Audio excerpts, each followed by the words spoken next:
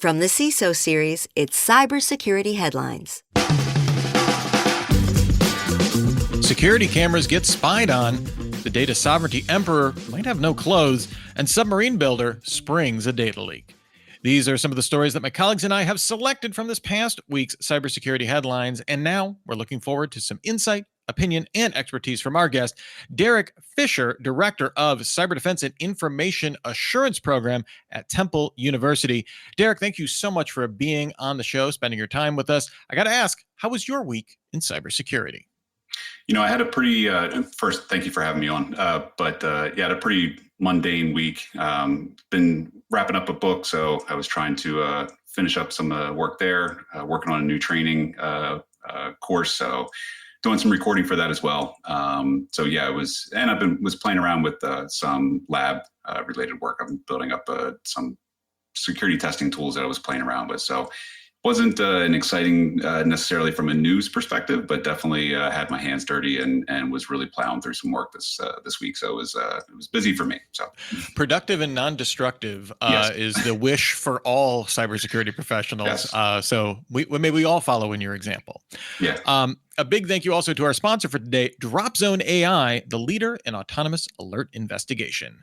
If you're listening to the show as a podcast, so you're not listening live, remember that next week you can join us and our loyal band of vocal experts on YouTube Live. Do so. Go to CISOseries.com, hit the events dropdown, and look for the cybersecurity headlines week in review image. You can also subscribe to the CISO series on YouTube. And either way, you will find us each and every Friday at 3:30 p.m. Eastern. If you are here live, we want to see your comments in the chat. We will do our best to address them during the show, but they help make the show better. They delight us, they intrigue us, and they make our Friday. So please come, join, chat, have some fun. You can also send us feedback through electronic mail. Now we have an address for that, feedback at the @ CISOseries.com. Send us your thoughts about the show, the news of the week, or really just anything that's on your mind. We'd love to hear from you. Before we jump into the news, just a reminder here that these are, in fact, Derek's own opinions, not necessarily those of his employer or any staff, affiliates, friends, family, or nemesis. We have about 20 minutes, so let's get started. First up here, unpatched flaw in LG surveillance cameras allows admin access. CISO is warning of an unpatched authentication bypass vulnerability in a specific model of LG security camera, the type often mounted on ceilings in commercial buildings, where things you might not want a threat actor to see would be. Approximately 1,300 of these cameras are active and vulnerable to full unauthenticated remote code execution. As CISO points out, this is a critical infrastructure threat, which is not just simply a risk to isolated devices, but potentially endangers facilities that are vital to public safety and national operations. The manufacturer, LG Innotek, is aware of the vulnerability, but it will not patch it because this particular camera is end of life. So, Derek, we actually ran another story this morning on cybersecurity headlines about Dahua, another security camera maker with remote execution vulnerability. But in the case of LG, the situation seems to be exacerbated by the fact that this is an end-of-life product. It's not going to get the patch.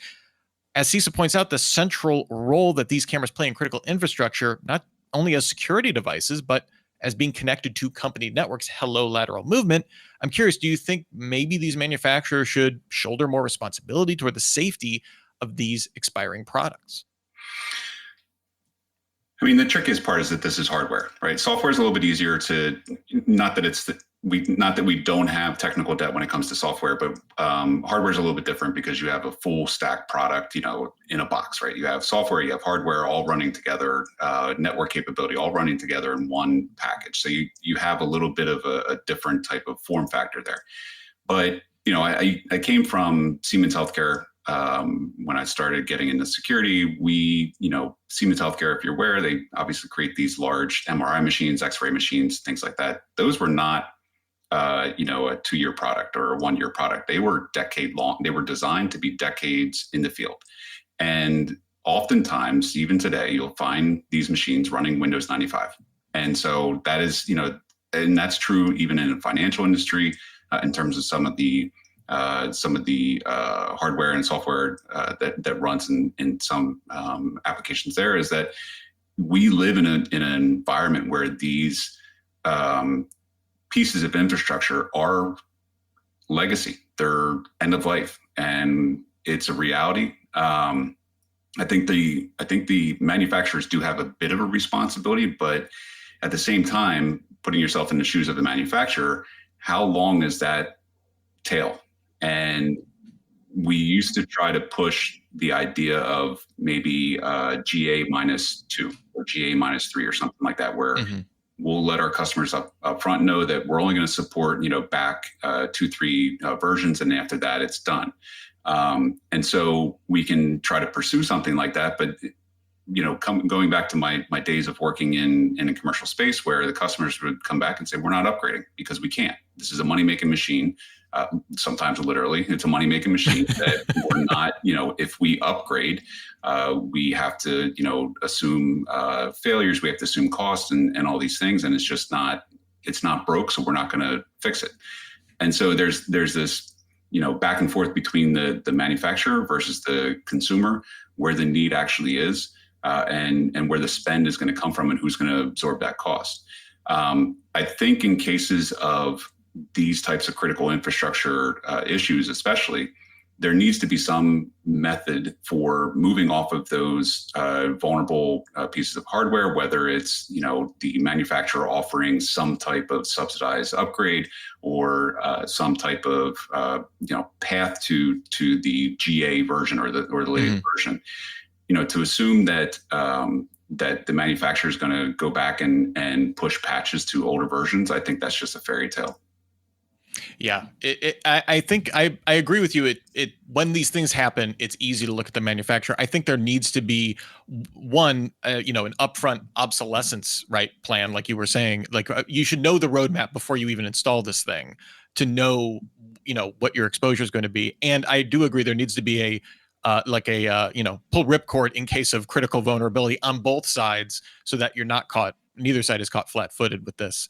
But this seems to be an increasingly relevant conversation as we are now living with, essentially network computers living in physical space for coming up on 3-4 decades now, depending on the hardware. So right, and I think there's also the we can architect around some of these devices, knowing that at some point they're going to go end of life. We need to reduce the blast radius. We'll talk about micro-segmentation and zero trust, I'm sure, because that's a constant theme. But you have to ask yourself, who's going to implement that, right? You're asking potentially some of these systems that maybe have an IT team of one person, right? And so they're going to architect and build out these systems that are going to protect these devices, and that's a bridge too far in some cases. So all right, well, next up here, Microsoft cannot guarantee data sovereignty. Executives from Microsoft France said their company cannot guarantee data sovereignty to customers in France and by extension to the wider European Union due to the Cloud Act, a law that gives U.S. government authority to obtain digital data held by U.S.-based tech corporations, irrespective of whether the data is stored on servers at home or on foreign soil. It is said to compel these companies through warrants or subpoenas to accept the request. This appears to be a major story that will likely fly under the radar. It's pretty wonky policy-wise and will lead to, I'm imagining, a great deal of litigation, especially considering as AWS, who supported the bill along with Microsoft and Google, you may know them as the big three cloud providers, stating that the Cloud Act does not only apply to U.S. headquarters companies, it is applicable to all electronic communications service or remote computing service providers that do business stateside. The second quote from AWS is no trifling piffle either. So, Derek, what's your take on this? Trifling piffle or a piffling trifle? This shouldn't be any surprise to anybody, right? So we know, when I was doing some reading on this, I remember thinking about when I was growing up, we had the landline phones in the living room or in the kitchen, and the joke was always that the FBI is tapping into your phone, right? And they're listening, and it's like nobody's that important, but back then it was like this big, that was the joke, right? Everyone's phones are being tapped. The reality is that today the data is just everywhere, and the reason I make that parallel between the wires being tapped by the FBI is because it was a very confined, okay, my phone, right? That's it, and as long as I keep my, conversations off the phone, I'm fine. But today it's like, you don't even know the different tentacles that the services that you're using where it's making API calls, where it's storing data. Is it transmitting over, a global network just to come back, back into the US? I mean, or vice versa. If you're in Europe, if you're in Germany, the data that is being processed there, is shooting around the world and touching many different endpoints, being cached in certain places. So, the one comment that I saw while reading this article was that, the ask was, can you confirm that, the data that European citizens' data would never, touch a certain endpoint?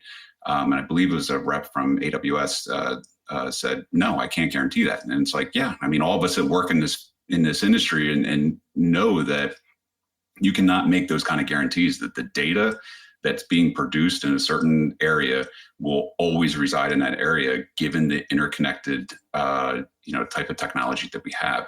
And I think we're seeing this rise of digital nationalism, where nations are going to start.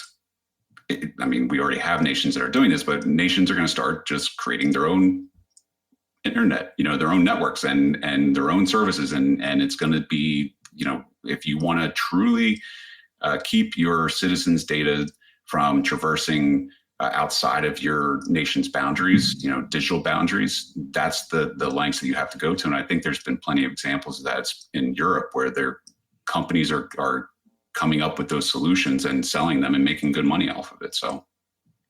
Yeah, definitely a trend to keep watching. And, as we get kind of, I don't even want to say more clarity, but more action along that trend, right? Of that kind of digital national or digitalized nationalism. I love that phrase.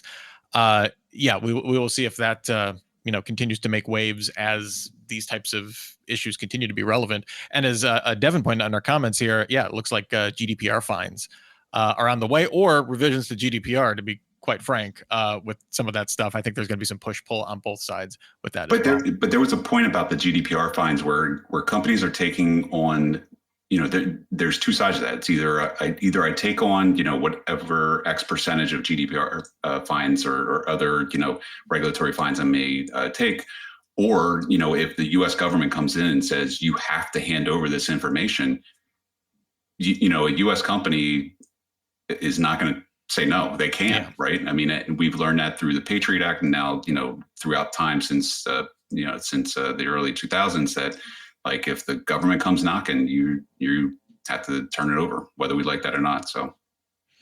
Yeah, don't envy any digital privacy officers these days. All right, next up here, French submarine secrets surface after cyber attack. Hackers calling themselves Neferpitou, a name that might cause manga nerds sitting up a little straighter if I didn't completely mangle it, have leaked 13 gigabytes of internal documents belonging to French submarine manufacturer Naval Group, everything from combat systems source code and simulation software to weapons configurations and internal comms. Naval Group says it's found no evidence of a breach in its internal systems, but regardless, the data cat is out of the bag, calling this a textbook case of navel gazing. Some experts are suggesting the breach may be due to an exploitation of an on-premises SharePoint server, which raises the question of military and defense organizations using the same types of vulnerable technology as the civilian sector. First off, kudos to our glorious producer, Steve Prentice, and Hadass Sorla this week for fantastic submarine puns. But Derek, I'm curious, what are your thoughts? There's a lot going on this one. I mean, so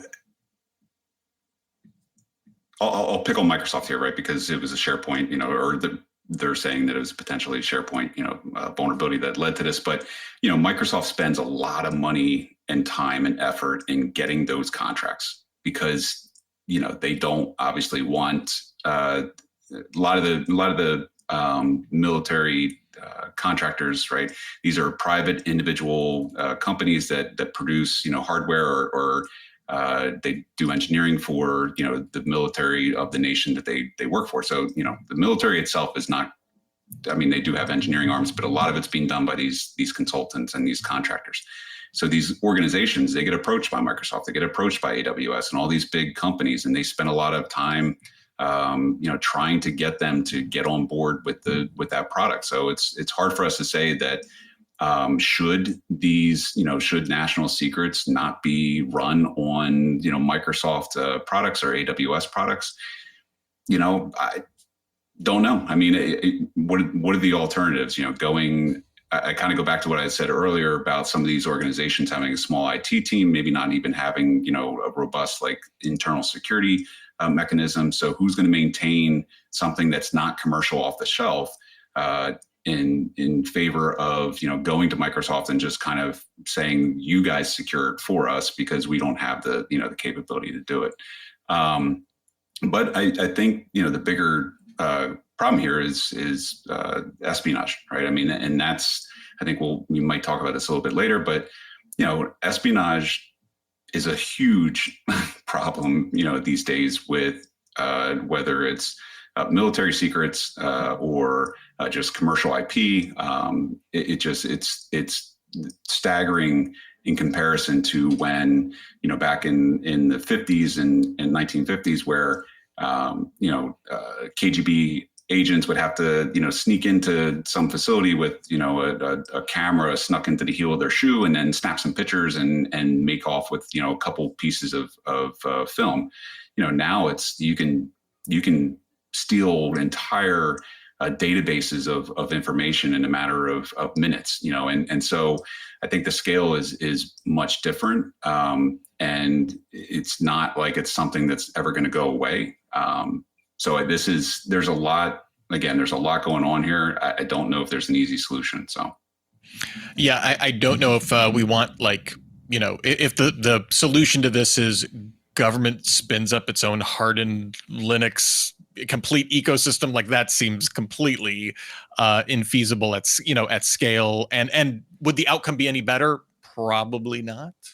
And that does exist. I mean, there are, the secure Linux. There is AWS, designed specifically for federal. They all have government SKUs for all of this, right, that are extra hardened or for military use. But again, that's not the commercial off the shelf type of applications and technology that a lot of people are accustomed to working with. And there's a learning curve there in some cases, depending on the technology. And it comes back down to who's going to maintain it, who's going to make sure that it's working appropriately, and is that really that much more secure than what you're already using? So. All right, well, before we move on to our next story, we have to spend a few moments and thank our sponsor for today, DropZone AI. Security teams everywhere are drowning in alerts. That's why companies like Zapier and CBTS turned to DropZone AI, a leader in autonomous alert investigation.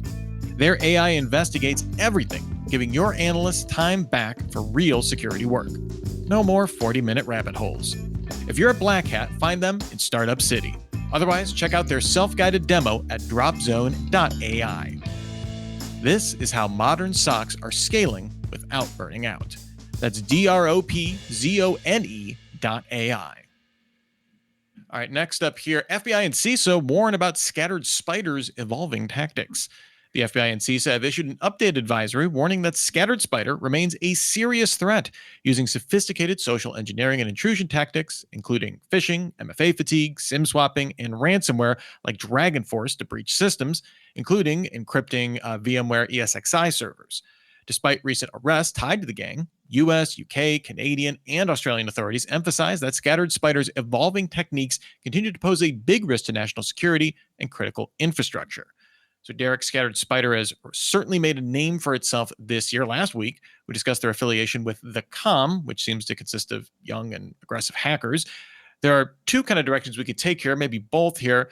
One, kind of this growing power of youth-focused hacking groups like Scattered Spider and by extension the Com, or maybe the buried lead here of the story is MFA fatigue being a more serious threat than we give it credit for. I mean, the MFA fatigue is definitely a real thing because, I have a routine when I get up in the morning. I come downstairs, I get in front of my desk, I start going through all my, accounts to look at, whether it's the social media accounts or bank accounts, whatever, I'm, just checking on how things are going, whatever. And my phone, in the morning, I have 6 alerts, for MFAs, right? Because, and they're, legitimate. They're ones that I'm going through, but it's, you're constantly being hit with MFA requests. So the MFA fatigue, I mean, that's a real problem. And we talk about psychological, psychological acceptability when it comes to security is that, if we make the bar too high for security, people are going to find ways to either circumvent it or find ways to just ignore it. And I think that, drives that point home of MFA fatigue where, yeah, if you're just constantly getting pinged for it, you're just, whatever, I'm just going to, I just want to check, this one thing or whatever the case is. As far as Scatter Spider and the youth and getting younger, a bench of hackers and attackers into the field, some of that may have to do with, and I'll just say this from the standpoint of like the U.S. Economy and where we are in terms of hiring. There's a lot of people with cybersecurity talent or technical talent that are struggling to find jobs, and unfortunately, like the old saying goes, idle hands are the devil's plaything, right? So if you don't give people some type of activity to channel their energy, they're going to find ways to channel it some way or another. I don't know if that's the case that's happening here, but it's certainly something that would be interesting to see the trends on that over time, where if we're not giving people the appropriate outlet, they're going to find ways to fill that gap. Yeah, and I would also say we're also seeing kind of a combination with that, right, of maybe some underemployment of people curious in this field that are kind of either problem solvers or like to break things and take them apart, like get a satisfaction out of that. Combine that with the advent of modern LLMs, where even if you might, I don't necessarily know a ton about Python or whatever, coding language, whatever, but all of a sudden I can get I can get that shallow expertise that every LLM instantly gives you. And all of a sudden you don't have to be very sophisticated, but then you can start, it's a lot easier to get that ball rolling too, just from that end as well, even with the guardrails that are in place. Right. Yeah. That's a good point. All right, our last story for today here, supply chain attacks spotted on GitHub Actions, Gravity Forms, and NPM. Researchers at Armis Labs have uncovered major software supply chain attacks in GitHub Actions, the UA parser.js NPM package, and the Gravity Forms WordPress plugin, all involving backdoors or poison code that jeopardizes thousands of systems. These incidents remind us how trusted developer tools can be compromised and how AI-driven coding practices are being exploited. Experts warn that attackers can now backdoor vast numbers of software projects in days, making early detection and code integrity checks more critical than ever. I'm curious, Derek. We're seeing these crop up in the news a ton recently. What are your thoughts about these large-scale vulnerabilities? I was going to say these sort of feel like a dime a dozen anymore because there's constantly, and I don't have the numbers in front of me, but I know that there's thousands of NPM packages that are classified as malicious, that are found per year. But I remember when I was software developer many moons ago, that we had a very sort of well curated, because software was developed much differently back then, but a very well curated list of like, here are the products that we work with, here's what goes into our software. You could point to the bill of materials on a application and say, yeah, I'd know what all those are. Now, today when you're building software, I mean, you have packages that are coming from everywhere. Those are just the direct dependencies, which all have their own dependencies, which are indirect dependencies, and those can number into the the hundreds, or depending on the size of your application, even into the thousands. And so you have this massive web of other people's code, right? You're really working with other people's code, and you have to trust that other code coming from all these different sources. And so attackers obviously are taking advantage of that trust that is there, because to be honest, not many people are following good software bill of material hygiene, where you're building provenance, you're building pedigree into your SBOM. Where who's made the code changes, where it came from, when it was last updated, the dependencies that are all built into that. And so we don't have the technology's there. We can all do this today, but the follow through from many organizations just isn't there, and it leads to these types of unfortunate breaches. So. Devin McCarthy in our chat brings up, wonder if there'll ever be a breaking point where SBOMs will be required. I don't even think that fundamentally solves the issue. I mean, certainly more visibility is better. But, Derek, to your point, how deep does that go? Do you just have your dependencies, or do you have the dependencies of those dependencies? Then you're stacking turtles at that point. I also am fascinated with just the whole maintainer ecosystem in open source. That is an entirely different thing, where either maintainers are retiring, they're passing away.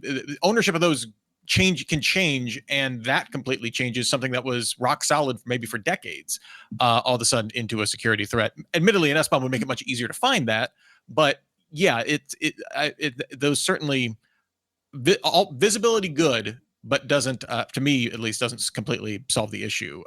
But yeah, and that's where, again, like SBOM, to your point, SBOM gives you visibility, right? But like anything, you can have that visibility, but if you do nothing with it, it doesn't help. So you can collect all the logs you want if you're not if you're not analyzing them. Exactly. Yeah. But yeah, I mean, one of the things was playing with this week is trying to develop an SBOM with provenance and pedigree built into it, and to generate an SBOM, like that's no problem. You take your code base, you generate the SBOM. That's not a big deal. It's getting all that additional metadata into there, and then actually doing something with it. So you did flag an unsigned package, or you were able to tag a package, based on maybe some threat intelligence that you have that says, okay, this potential package, even though it doesn't have a CVE listed, it looks like there's potential activity on it, whatever the case is. But that's where you have to have the processes, the technology, the checks in place to be able to act upon that when you get that information. So unfortunately, in SBOM, yes, it's great. You should be generating those. But without all the additional metadata, it's just information that you can use in a breach. When you need to find where the package is, but it's not going to help your overall process unless you build that intelligence in. All right. Well, thank you to everybody that got involved in our chat today. Devin McCarthy, I see you in there getting in the chat. CCL, of course, one of our regulars, Kevin Farrell, Max Tronic, even getting in there, having some fun with the puns, as I like to say. We would love it if more people could come and join us in our live chat. It's a fun time. Nobody bites there, I promise. We're seeing new names pop in all the time, and makes it a ton of fun. Derek, before we get out of here, was there any story for you that was a thumbs up or a face palm for you? I feel like there's a couple face palm candidates. I'm not going to lie to that. Yeah, I think I think data sovereignty one is one that, it's not really a face palm, but it was more like it's sort of obvious, but there's no obvious solution other than, everyone just, retreating to their borders, their digital borders, and that's it. So I think that's it's going to be a tricky problem that we're going to see a lot of chatter about in the near future, I think. Yeah, it's definitely it feels like a staring contest right now, and companies are unfortunately kind of in the middle and hoping somebody blinks soon. Right. All right, Derek, where can people find you on the cyberspace if they are so inclined to give you a follow, see what you're up to? Yep, you can find me on LinkedIn. And likewise, I have a Substack where I do try to keep up with it. Usually try to release something every other week if I can. But yeah, you can check me out there as well. We have links to both of those in our show notes. Give them a subscribe on Substack, and you will not regret it. Thank you so much, Derek Fisher, Director of the Cyber Defense and Information Assurance Program at Temple University. Just dropping the knowledge, having a fun time, having a great Friday afternoon. Thank you so much for your time, and we hope to have you back soon. Yeah, thanks, Rich. Really appreciate it. Thank you, everybody. Thanks also to our sponsor for today, DropZone AI, the leader in autonomous alert investigation. Thank you again to our audience today. I know we can't get every comment up on the screen or address it on the show, but we deeply appreciate you being here and participating. It delights me to no end. And don't forget, you can send us feedback through electronic mail, feedback@CISOseries.com. We've been getting a little bit more into there. I love replying back, seeing what people are feeling about the shows. We love your feedback. Send it. Do not be shy. Please join us next week. First up, for Super Cyber Friday, where our topic will be hacking toxic culture, an hour of critical thinking about how we poison the well in cybersecurity. That starts at 1 p.m. Eastern. Then come on back for another episode of the Week in Review that starts at 3:30 p.m. Eastern. To register for both, you can go to our events page at CISOseries.com. You can follow us on YouTube. Make sure you always catch us when we go live there as well. In the meantime, you can still get your daily news fix every day through cybersecurity headlines. It is available wherever you get podcasts. It takes about 6 minutes, and you'll get all caught up. Until the next time we meet, for myself, for our glorious producer, Steve Prentice, for Derek Fisher, for all of us here in the CISO series organization conglomerate family, here's wishing you and yours to have a super sparkly day. Cybersecurity headlines are available every weekday. Head to CISOseries.com for the full stories behind the headlines.